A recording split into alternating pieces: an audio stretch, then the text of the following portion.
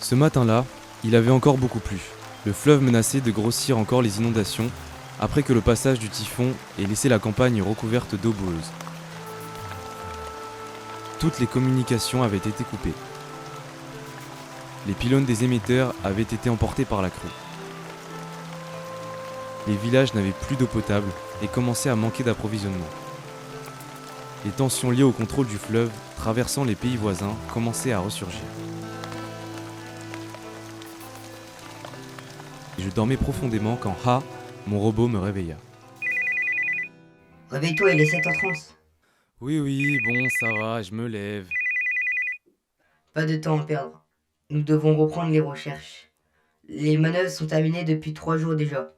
Les militaires vont sûrement essayer de retrouver leur zone. Non, je suis sûr qu'ils ne viendront pas.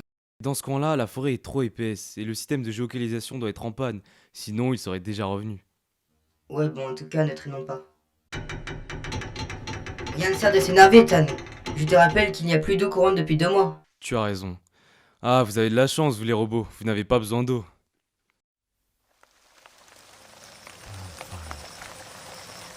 D'après mes calculs, il ne devait pas être très loin.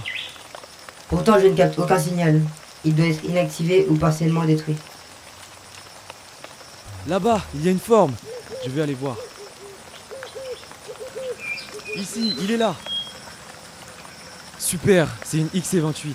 Il est assez ancien, il ne devrait pas être trop compliqué à remettre en service. De retour au village, nous rencontrâmes Tine, une amie d'enfance. Elle était responsable des communications du comité populaire. Oh, salut Tan. Bon, qu'est-ce que tu fais avec ça?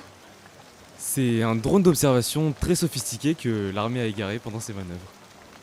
Ah bon? Ah mais je croyais que depuis qu'il n'y avait plus de conflit, l'armée ne faisait plus d'exercice. Peu importe, si nous réussissons à le refaire fonctionner, nous pourrons explorer les environs, repérer tous les villages qui ont besoin d'aide et porter des messages à Kante et même plus loin encore. D'accord. Mais alors dépêche-toi. Parce que dans son dernier message, Min disait que l'eau continuait à monter du côté de Longswan. Et puis, avec tous ces problèmes de communication, j'arrive pas à le joindre. Oh, ok, j'y vais, je te recontacte. Ouh là là. Ok, j'y vais, je te recontacte. Tu m'as l'air bien pressé de satisfaire ton ami. Bon, ça va, ça suffit. Pas le moment de plaisanter, on a du boulot. Je n'arrive pas à comprendre comment est foutu ce système. Je connais les composants, mais c'est vraiment une... Vous les humains, vous êtes vraiment trop lents. Mais ne t'inquiète pas, une fois que j'aurai scanné tous les codes, je t'expliquerai. Hé, un peu de respect. N'oublie pas que c'est moi qui t'ai construit et programmé. C'est vrai que sans vous, je ne sais rien. Et puis vous êtes si intelligent, créatif, sans compter votre énorme succès avec les filles. Se moquait de moi, il faisait toujours allusion aux années que j'avais passées au lycée. C'est là que j'avais appris à fabriquer des robots, 20 ans plus tôt.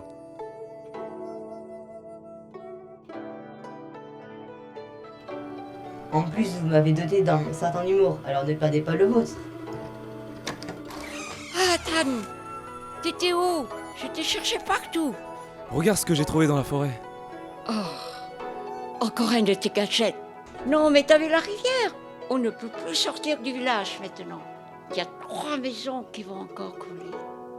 Si on avait fait appel à Tuar, notre déesse, on n'en serait pas là.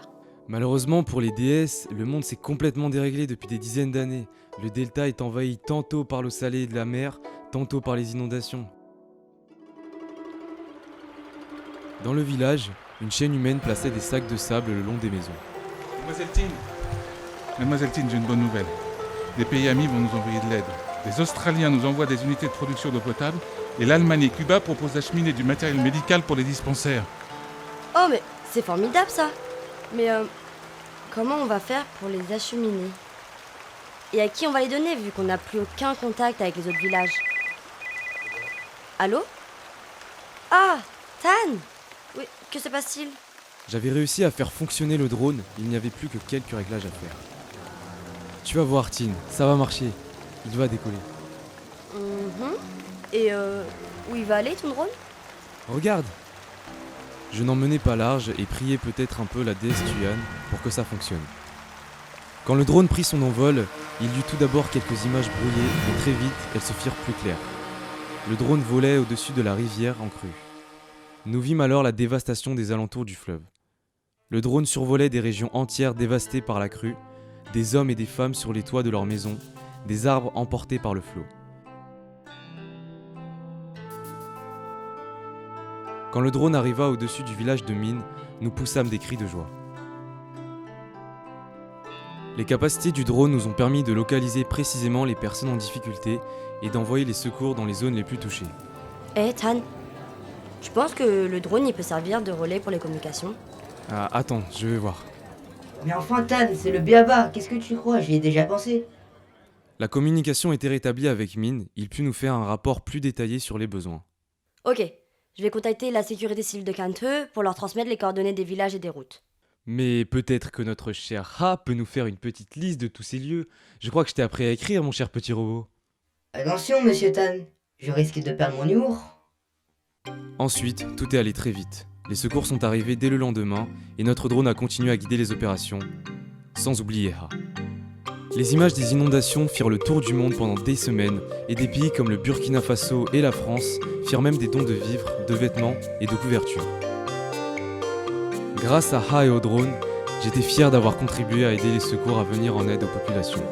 Avec la puissance et la précision des robots, nous avions pu agir très rapidement et sauver beaucoup de vies humaines. Nos robots et ceux des pays amis avaient aidé à faire comprendre que la paix et l'entraide étaient maintenant les seules chances pour notre planète de continuer à nous accueillir. Monsieur, vous pouvez lui apprendre à faire la paix?